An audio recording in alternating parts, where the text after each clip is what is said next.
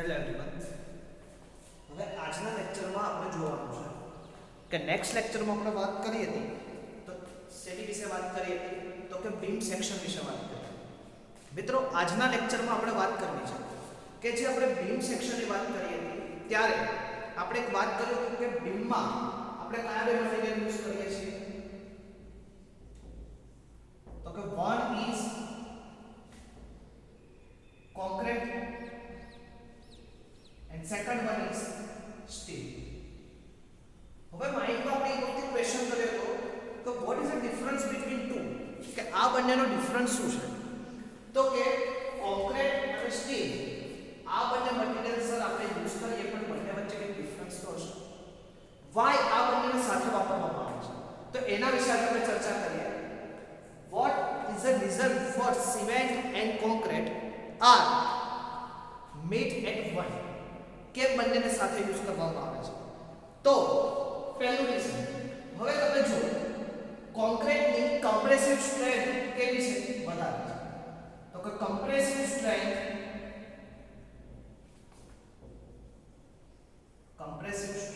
is increasing but oppose સ્ટીલની tensile strength કેવી છે મિત્રો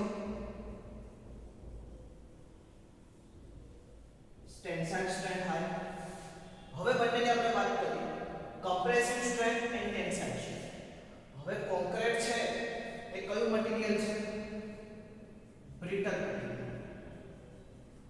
એ જ જગ્યાએ સ્ટીલ કેવું છે ductile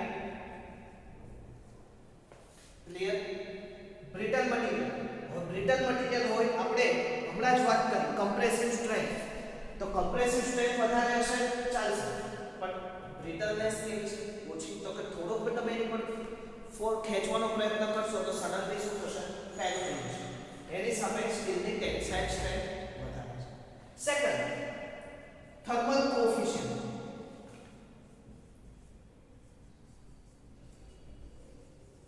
thermal coefficient are same.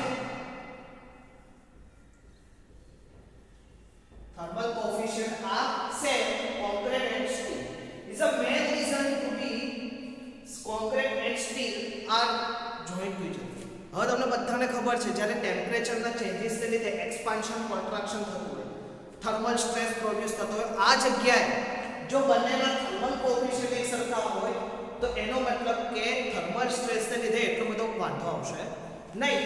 તો કે thermal coefficient are same in concrete and steel. Third one is હવે કોન્ક્રીટની સાથે સ્ટીલ જ યુઝ કરવામાં આવે તો આપણે જોઈએ તો કે ટેન્સાઇલ સ્ટ્રેન્થ વધારે છે કોન્ક્રીટ કરતા ડક્ટિલિટી મટીરીયલ છે પછી કોએફિશિયન્ટ ઓફ ટેમ્પરેચર કોએફિશિયન્ટ બંનેના સરખા છે. Next modulus of elasticity in concrete. Modulus of elasticity in concrete 5000 √mck sorry 5000 √mck. એની સામે સ્ટીલનું ટેન્સાઇલ સ્ટ્રેન્થ 2 × 10⁵ ન્યૂટન પર mm². Modulus of elasticity of steel. હવે માઇન્ડમાં મિત્રો એક ક્વેશ્ચન પૂછે કે સર આ આવી કેવી રીતે તો એની માટે તમે લોકોએ યુનિવર્સલ ટેસ્ટિંગ મશીનનો આપણે ટેસ્ટ કરેલો હતો. યુનિવર્સલ ટેસ્ટિંગ મશીનમાં આપણે જે ટેસ્ટ કર્યો હતો એ ટેસ્ટમાં આપણને મોડ્યુલસ ઓફ ઇલાસ્ટિસિટી મળ્યા. હવે મોડ્યુલસ ઓફ ઇલાસ્ટિસિટી કેવી રીતે મળે તો એની માટે તમે લોકો સ્ટ્રક્ચરલ એનાલિસિસમાં શીખ્યા sigma is proportional to stress is proportional strength within a proportionality. બાજુમાં ખાસ વિથિન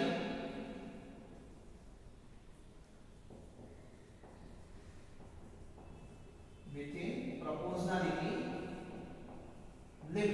આવું કોણે કીધું stress is directly proportional to strain within proportionality limit. આવું કહેનારું કોણ હતું હુક્સ. ક્લિયર. હવે proportionality લિમિટ આપણે છોડીએ તો આપણને શું મળશે modulus of elasticity * E.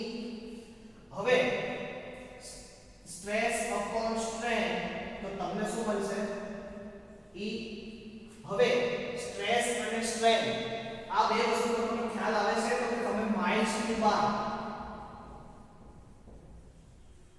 Mild steel mile સ્ટીલનો તમે ચાર્ટ ડ્રો કર્યો તો stress versus strain diagram, stress versus strain તમે ડ્રો કરેલું હતું. તો એ બંને ઉપરથી હવે તમે લોકો કોઈ યુટીએમ ટેસ્ટ કરો છો તો યુટીએમ ટેસ્ટમાં તમે સ્ટીલ ઉપર શું આપો છો? ટેન્સાઇલ ફોર્સ આપો છો. ટેન્સાઇલ ફોર્સ પણ કોની રીતે આપો છો? ક્રોસ સેક્શનલ એરિયા, તો તમને સિગ્મા મળે અને એનું પ્રપોર્શનલ તમે જ્યારે ગેજ ડિસ્ટન્સ મેઝર કરો તો તમને મિત્રો સ્ટ્રેન મળે. તો એના ઉપરથી જે E આવ્યું ES modulus of elasticity of mild steel, આ કયું છે? માઇલ્ડ સ્ટીલ માટે કેટલું? 2 * 10⁵ ન્યૂટન પર mm સ્ક્વેર. હવે એ જગ્યાએ કોન્ક્રીટનું ટેન્સાઇલ મોડ્યુલસ ઓફ ઇલાસ્ટિસિટી કેટલું છે? તો બંને કરતા વધારે કોનું? ES. તો કે એટલા માટે આપણે સ્ટીલ યુઝ કરીએ છીએ કોન્ક્રીટની સાથે. ક્લિયર? હવે નેક્સ્ટ મિત્રો તમને બધાને ખબર છે ફ્લેક્સરલ સ્ટ્રેન્થ. ફ્લેક્સરલ સ્ટ્રેન્થ માટે આપણે વાત કરીએ. હવે ફ્લેક્સરલ સ્ટ્રેન્થ કોન્ક્રીટની ફ્લેક્સરલ સ્ટ્રેન્થની આપણે ડેફિનેશન લઈએ તો ફ્લેક્સરલ સ્ટ્રેન્થ કોન્ક્રીટ 0.7 √ FCK કરીએ તો તમને ખબર પડે FCK કરીએ તો હવે આ જગ્યાએ એની જ સરખામણીએ સ્ટીલનું ફ્લેક્સરલ સ્ટ્રેન્થ કમ્પેરેટિવલી કેવી છે? વધારે છે. તો આપણે પોઈન્ટ ટુ પોઈન્ટ ડિસ્કસ કરીએ. Concrete first of all compressive strength is high but tensile strength low, તો એની સામે સ્ટીલની ટેન્સાઇલ સ્ટ્રેન્થ કેવી છે? વધારે. કોન્ક્રીટ કેવું મટીરીયલ છે? બ્રિટલ. તો એની ઓપોઝમાં સ્ટીલ કેવું મટીરીયલ છે? Ductile. What is means by ductile? Ductile નો મતલબ શું થાય? તમારે લોકોએ મને કહેવાનું છે. What is the means of ductile? Already તમે સ્ટ્રેન્થ ઓફ મટીરીયલ અને સ્ટ્રક્ચરલ મિકેનિક્સ 1 માં તમે ઓલરેડી ભણી ગયા છો. Thermal coefficient. Thermal coefficient are same as well as concrete and steel. That is a main point. Modulus of concrete is our modulus of elasticity of concrete, Young modulus 5000 √ FCK. Same as it is modulus of elasticity 2 * 10⁵ Newton per mm square miles. Yes. તો કે આ question તમને GTU માં ઘણી બધી વખત પૂછાણો છે કે why steel used as a material RCC. કે RCC માં તમે કોન્ક્રીટની સાથે સ્ટીલ જ કેમ યુઝ કર્યું? તો આ બધા રીઝન તમને ખબર પડે. યસ યાનો ક્લિયર? તો આપણને આવડવું જોઈએ. તો આજે આપણો પહેલો ક્વેશ્ચન કયો કર્યો? તો કે why in a RCC material કોન્ક્રીટની સાથે સ્ટીલ કેમ યુઝ થાય છે? What is the main reason to be used in concrete as well as steel? અને બંનેની વસ્તુ બીજી એક વસ્તુ કહું, બંનેનું બોન્ડિંગ સ્ટ્રેન્થ કોન્ક્રીટ અને સ્ટીલનું બોન્ડિંગ પણ કેવું છે? એકબીજા જોડે સારી રીતે થઈ શકે. એટલે કે જે સ્ટીલ છે, સ્ટીલની ટેન્સાઇલ સ્ટ્રેન્થ સારી છે તો એની અંદરનો જે આપણે કન્ફાઇન એરિયા, એટલે કે આપણે સ્ટીલની અંદરનો જે કોન્ક્રીટના એરિયાને શું કરે છે? કન્ફાઇન કરવામાં આપણને શું કરે છે? હેલ્પફુલ. તો તમે એક પોઈન્ટ બી લખી શકો, steel are confined to the concrete. કોન્ક્રીટને શું કરે છે? બાઉન્ડરીની અંદર કન્ફાઇન જકડી રાખે છે અને બોન્ડિંગ લાવે છે. તો કે steel is also is bonding agent. યાદ રહેશે? ક્લિયર મિત્રો? તો આજે આપણે પહેલો ક્વેશ્ચન શું કર્યો? તો કે importance of use of requirement of concrete. Requirement in concrete to use in reinforcement. ફરીથી એક વખત importance of use of reinforcement in concrete. તો આપણે લખીએ importance of use in reinforcement in concrete. યાદ રહેશે મિત્રો? ત્રણ માર્ક્સમાં સૌથી વધારે પૂછાતો question importance of use in reinforcement in concrete. તો શું ઇમ્પોર્ટન્ટ છે કોન્ક્રીટને યુઝ કરવાનું? ઓકે મિત્રો, નેક્સ્ટ ક્વેશ્ચન આજે આપણે જોવું છે. લખાય? ઓકે, નેક્સ્ટ ક્વેશ્ચન આજે આપણે લેવું છે stress versus strain diagram of concrete. Stress versus strain diagram of concrete. હવે તમે જો stress versus strain diagram of concrete. Clear? હવે stress versus strain diagram of concrete ની આપણે વાત કરીએ તો સૌથી પહેલા આ બાજુ શું આવશે? y એક્સિસ ઉપર સ્ટ્રેસ, x એક્સિસ ઉપર શું આવશે? સ્ટ્રેન. હવે આપણે બે જગ્યાએ એક રીચ બાઉન્ડરી અને અપ ટુ રીચ, તો કે આ પોઈન્ટ જે આવશે 0.0035 અને આ જે પોઈન્ટ આવશે 0.0002. ક્લિયર? 0.035 અને અહીંયા આવશે 0.02. ઓકે, તો કે આ બંને પોઈન્ટ ની વચ્ચે આપણે શું કરવું છે? મેઝરમેન્ટ કરવું.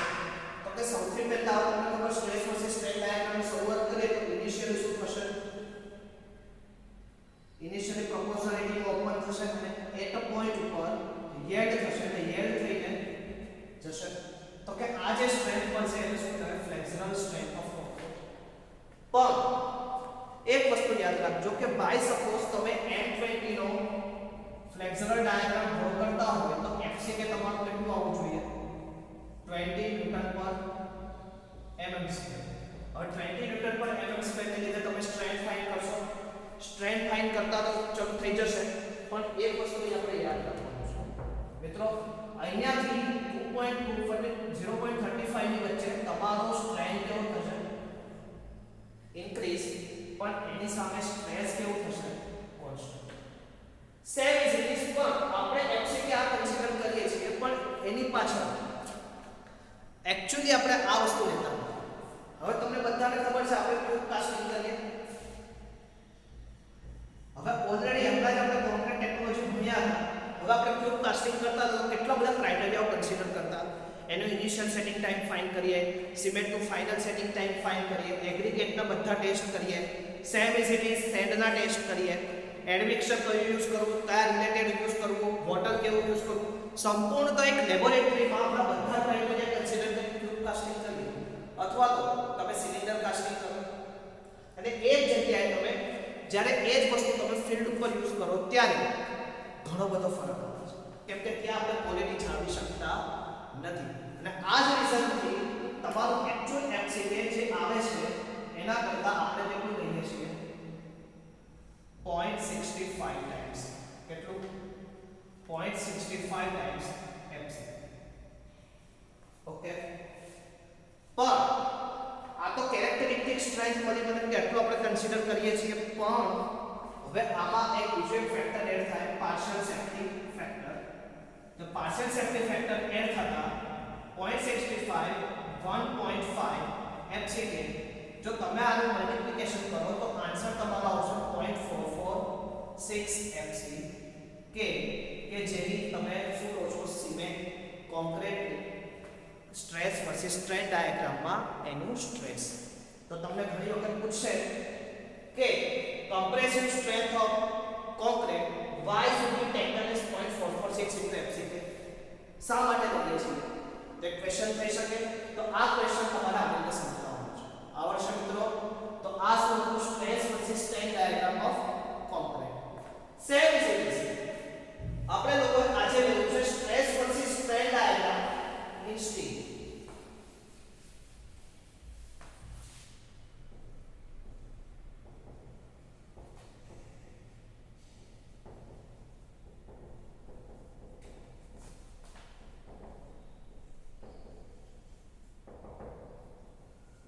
Stress versus strain diagram in steel. હવે તમે લોકો સેમ પ્રોસેસ, તો કે આ શું આવશે? સ્ટ્રેન, અને આ શું આવશે? સ્ટ્રેસ. હવે આજે તમને હું ક્વેશ્ચન પૂછું છું, ખાસ યાદ રાખજો કે મિત્રો આ સ્ટ્રેસ છે y ડાયરેક્શન ઉપર જ કેમ અને સ્ટ્રેન x ડાયરેક્શન ઉપર જ કેમ? અને બીજો ક્વેશ્ચન કે જ્યારે કોઈ પણ તમે ટેસ્ટ કરો, યુનિવર્સલ ટેસ્ટિંગ મશીન કે તમે ટેન્સાઇલ સ્ટ્રેન્થના કોઈ બી ટેસ્ટ કરો ત્યારે પહેલું સ્ટ્રેસ આવે કે સ્ટ્રેન આવે? આ ક્વેશ્ચન તમારે જોવાનો છે, તમારે મને કહેવાનું છે. નેક્સ્ટ ટાઈમ જ્યારે આપણો લેક્ચર આવશે ત્યારે આપણે એના વિશે ડિટેલ ચર્ચા કરીશું. આવી રીતે દરેક લેક્ચરમાં હું કંઈક ને કંઈક ઇનોવેટિવ આઈડિયા તમારી માટે આપતો જઈશ. તમારે એક દિવસ આખો એને શું કરવાનો? સોલ્વ કરવાનો પ્રયત્ન કરવાનો. નેક્સ્ટ લેક્ચર જ્યારે આવશે ત્યારે એની ઉપર આપણે ડિટેલ ચર્ચા કરીશું.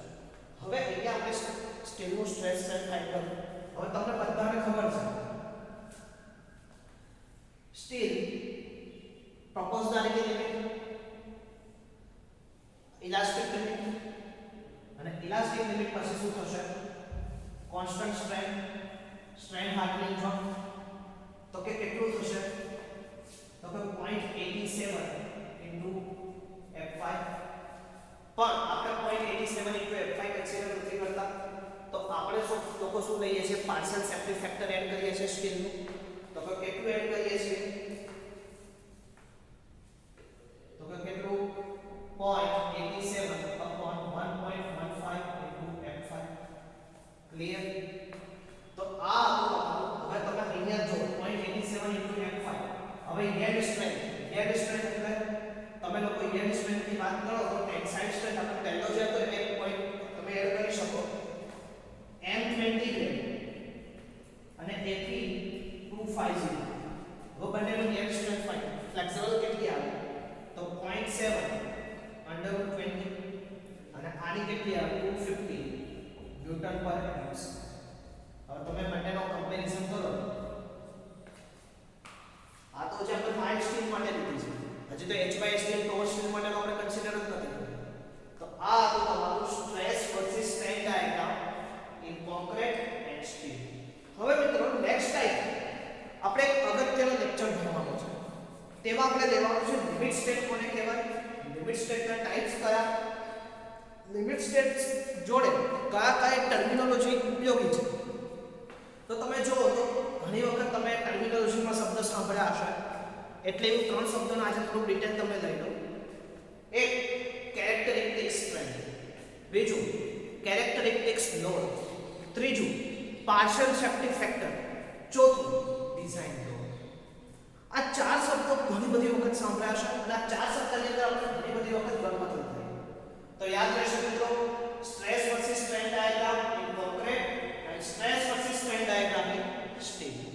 નેક્સ્ટ આપણે કહીએ four terminology to be used more time in.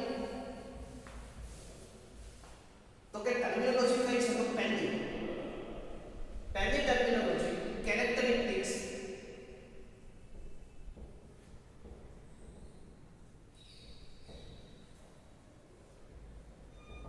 characteristic strength. Second, characteristics load. ત્રીજું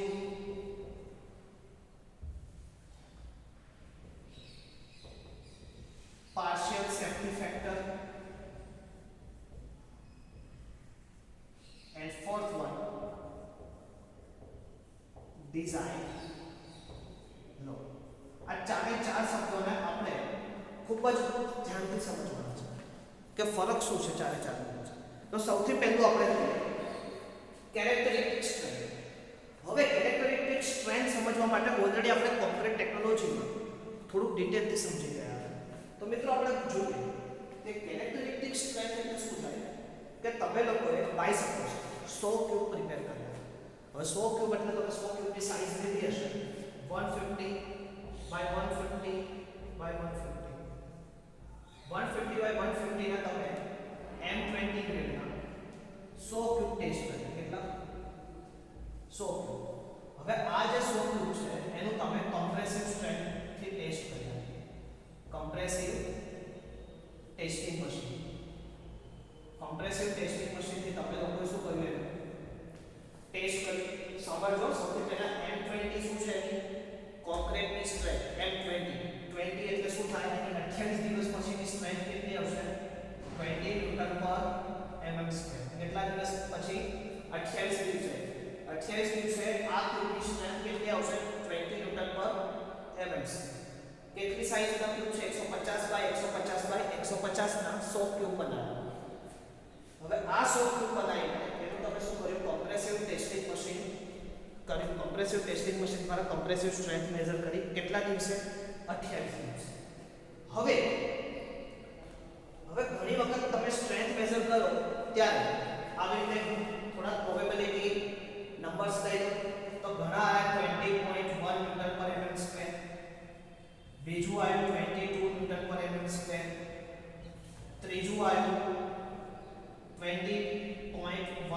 ન્યૂટન પર mm સ્ક્વેર આ રીતે શું આપણા હવે એમાંથી અમુક એવા બી આવ્યા કે એમાં તમારે 19.30 ન્યૂટન પર mm સ્ક્વેર પછી અમુક એવા આવ્યા કે 90.1 ન્યૂટન પર mm સ્ક્વેર અમુક 18 ન્યૂટન પર mm સ્ક્વેર એટલે આવા તો કે ઘણા એવા આવ્યા તો કે 20 ન્યૂટન પર mm સ્ક્વેર કરતા વધારે સ્ટ્રેન્થ થાય અને ઘણાની સ્ટ્રેન્થ કેવી આવી 20 ન્યૂટન પર mm સ્ક્વેર કરતા મિત્રો ઓછી સ્ટ્રેન્થ થાય હવે અહીંયા આપણે આ શબ્દ ધ્યાન રાખવાનો છે કેરેક્ટરિસ્ટિક સ્ટ્રેન્થ એટલે કે તમે જે સ્ટ્રેન્થ વાળો કોન્ક્રીટ લીધો તો M20 ગ્રેડ ઓફ કોન્ક્રીટ આ કોન્ક્રીટની લિમિટ કરતા 5% કરતા ઓછા કેટલા 5% કરતા ઓછા રીડિંગ કેવા હોવા જોઈએ એની લિમિટ કરતા ઓછા હોવા જોઈએ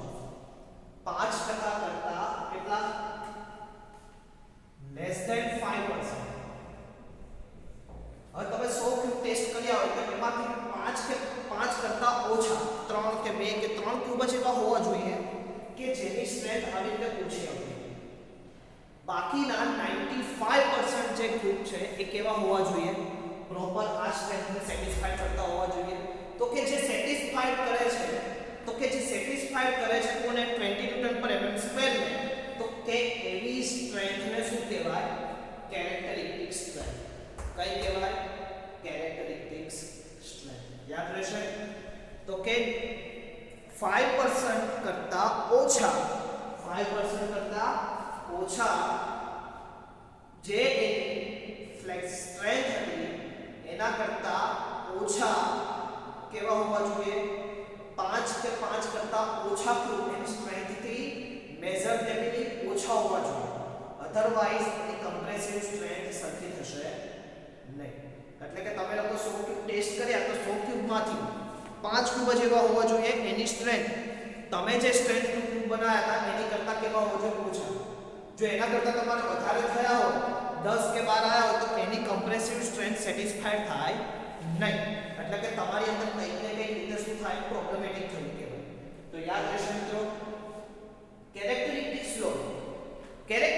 લોડ એટલે કે આ 20 ન્યૂટન પર mm સ્ક્વેર 20 ન્યૂટન પર mm સ્ક્વેર તમે જે ક્યુબ બનાવ્યું એ ક્યુબ 95% ક્યુબ કે જે એના કરતા વધારે 95% ક્યુબ એટલે કે 95 ક્યુબ આ સ્ટ્રેન્થ શું થયા હોય સેટિસ્ફાઈડ થતા હોય તો એવા લોડને શું કહેવાય કેરેક્ટરિસ્ટિક લોડ હવે એની પછી આવે છે પાર્શિયલ સેફ્ટી ફેક્ટર હવે હમણાં સ્ટાર્ટિંગમાં મેં વાત કરી હતી પાર્શિયલ સેફ્ટી ફેક્ટર એટલે કે સિમેન્ટ વોટર એડમિક્સચર એગ્રીગેટ આ બધું મટીરીયલ તમે મિક્સિંગ કરો છો as per laboratory as per field હવે આ બંને વચ્ચે ઘણો બધો ફરક રહી ગયો તમે લોકો લેબોરેટરીમાં કરતા હશો પ્રોપર બધી વસ્તુ આમ ક્રાઇટેરિયાથી ધ્યાન રાખશો પણ આ જ વસ્તુ જ્યારે માસમાં થતું હોય ઘણી બધી વખત જથ્થામાં થતું હોય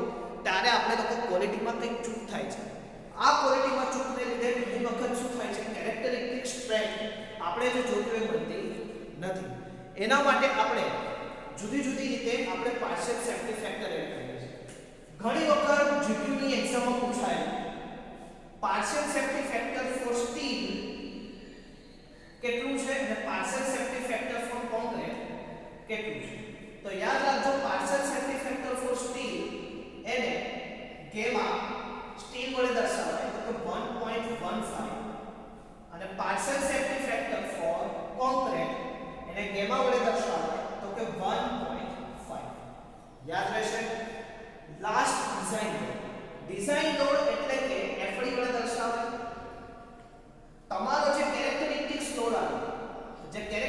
લોડ આવે એના મલ્ટીપ્લિકેશન ગુણ્યા 1.5 કરો તો તમને શું મળે ડિઝાઇન બીજા બે અર્થ આપણે જ્યારે એક્ઝામ્પલ લઈશું ત્યારે તમને ઘણી વખત ખબર પડશે કેરેક્ટરિસ્ટિક્સ લોડ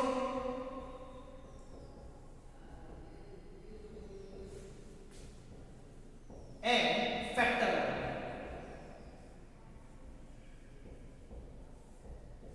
characteristics load એટલે કે actual load સ્ટ્રક્ચર છે.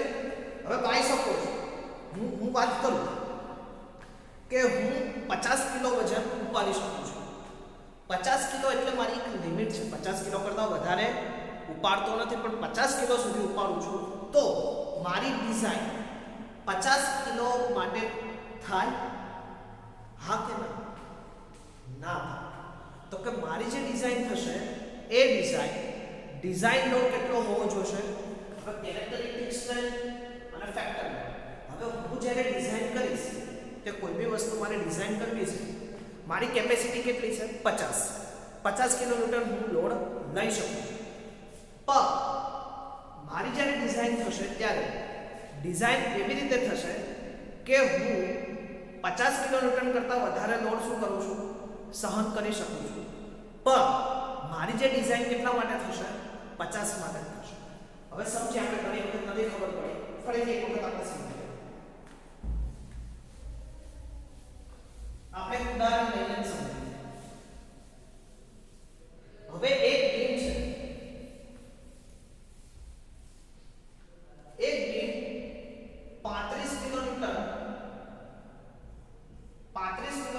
નો પોઈન્ટ લોડ શું કરે છે? સહન કરી શકે છે. ક્લિયર? 35 કિલોન્યુટન નો લોડ સહન કરી શકે છે.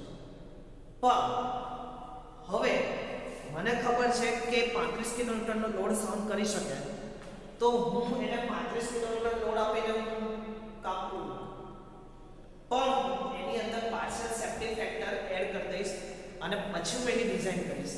તો મને શું થશે? ડિઝાઇન લોડ અને partial safety factor, actual capacity કેટલી છે અને ડિઝાઇન કેપેસિટી કેટલી છે. તો ઓલવેઝ આપણે સ્ટ્રક્ચરમાં એક વસ્તુ ધ્યાન રાખશું કે ઓરિજિનલ જે સ્ટ્રેન્થ હોય એની કરતાં આપણે કંઈક વધારાનું, એટલે કે આપણે એની પર ડિઝાઇન ન કરીએ, આપણે કોની પર ડિઝાઇન કરશું? ફેક્ટર લોડ પર. ફેક્ટર લોડ ઉપર આપણે કોઈ બી વસ્તુની ડિઝાઇન કરશું. તો ખાસ મિત્રો, એનો મતલબ આપણે નેક્સ્ટ લેક્ચરમાં આવશું ત્યારે ડિટેલમાં થોડુંક સમજવાનો પ્રયત્ન કરશું.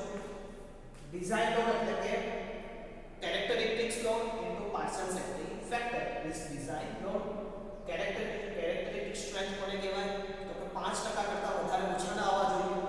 કેરેક્ટરિસ્ટિક્સ લોડ એટલે કે 95% જે 95 છે એ જે સ્ટ્રેન્થ છે એની સક્સેસિવ કામ કરી શકતું હોય, એટલે કે સક્સેસિવ રીડિંગ મને મળતા હોય, તો એવા લોડને શું કહેવાય? Characteristics load.